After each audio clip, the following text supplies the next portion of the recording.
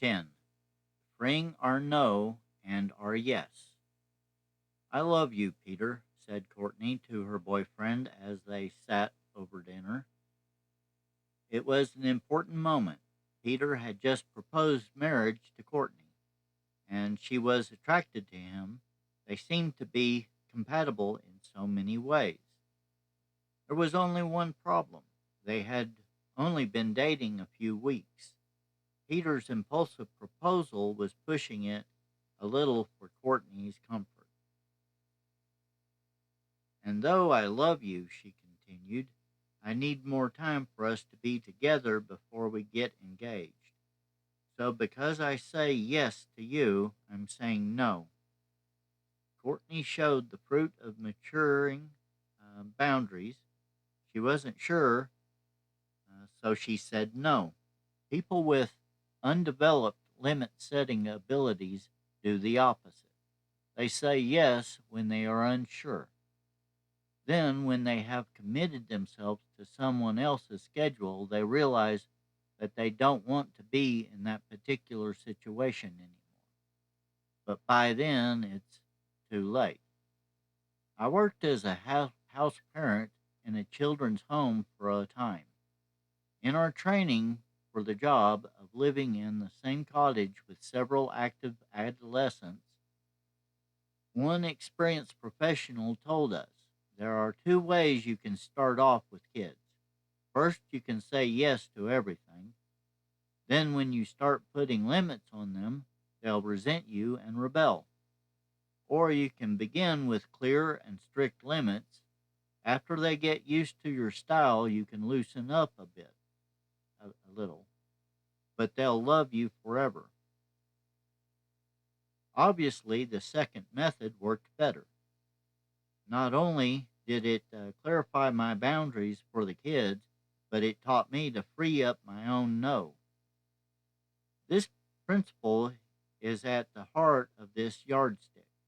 With no becomes as free as our yes.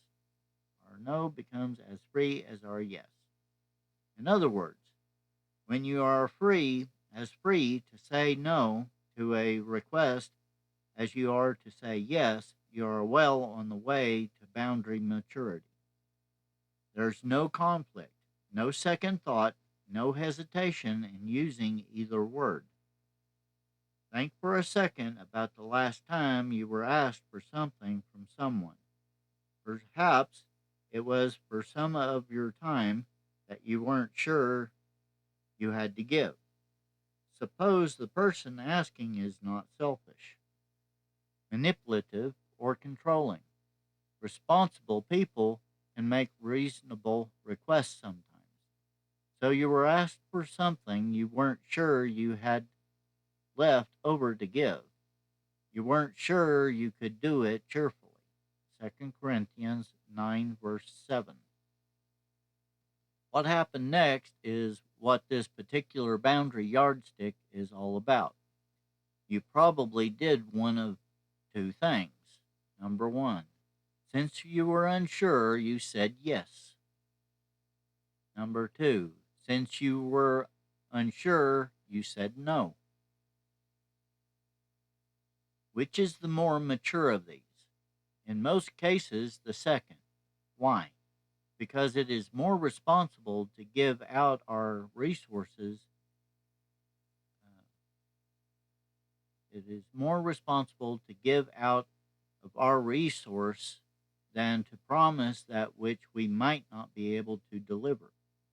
Jesus said that we are to calculate the cost of our endeavors. Suppose one of you wants to build a tower. Won't you first sit down and estimate the cost to see if you have enough money to complete it? For if you lay the foundation and are not able to finish it, everyone who sees it will ridicule you.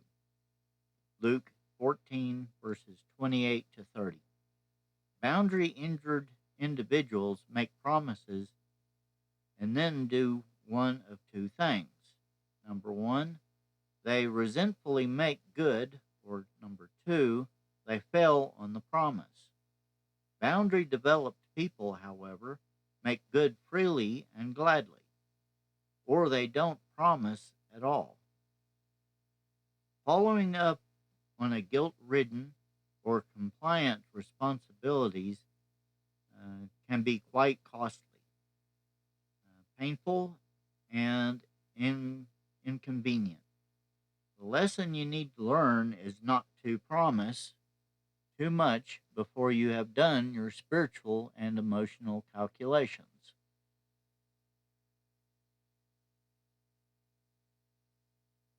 Step 11: Mature boundaries, value driven goal setting.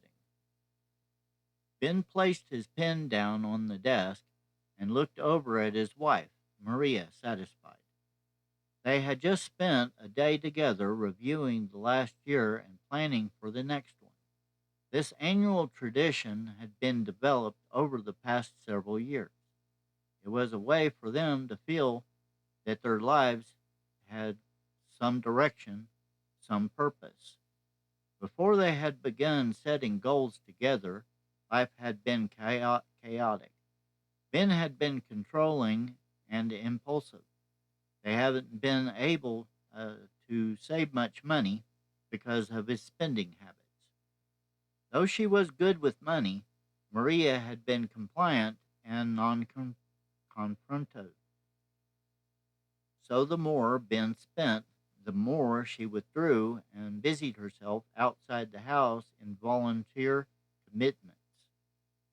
Finally, after a great deal of boundary work with a marriage therapist, Maria began setting limits on Ben's out of control behavior.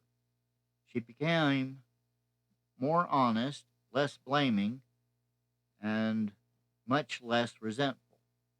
Ben, in his turn, began developing more of a sense of responsibility towards the family. He felt to he felt tenderer toward his wife, even after she nailed him to the wall several times about his irresponsibility. Ben smiled. Honey, he said to her, this last year has been a 180-degree change from the one before. We saved some money, we achieved some financial goals, we're more honest with each other, we like each other better, and you're not running off helping every organization in town who needs a volunteer. Maria responded, well, I don't need to anymore. I've got what I want here with you, the kids, our church support group, and the ministries we work in. And I want us to keep growing and changing so that the next year is even better. Ben and Maria were reaping the fruit of years of work. Their maturing boundary setting abilities were paying off in all sorts of ways. After all, the ultimate goal of learning boundaries is to free us up to protect, nurture, and develop the lives God has given us stewardship over. Setting boundaries is mature, proactive, intuitive taking, and being in control of our lives. It's being in control of our lives.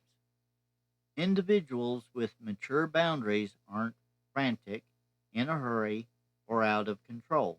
They have a direction in their lives, a steady moving toward their personal goals. They plan ahead. The reward for their wise boundaries is the joy of desires fulfilled in life. Their investments in the years God has given pay off for them. It's a lot like Paul reflected at the end of his life. The time for the time for my departure is near. I have fought the good fight. I have finished the race. I have kept the faith. 2 Timothy 4, verse 6 through 7. But does life interrupt the process of the person with mature boundaries? Won't there be trials, complications, and people wanting you on their track and not God's? Absolutely. The days truly are evil. There will be all sorts of resistance to our boundaries and goals. But those with mature limits understand that make room for that.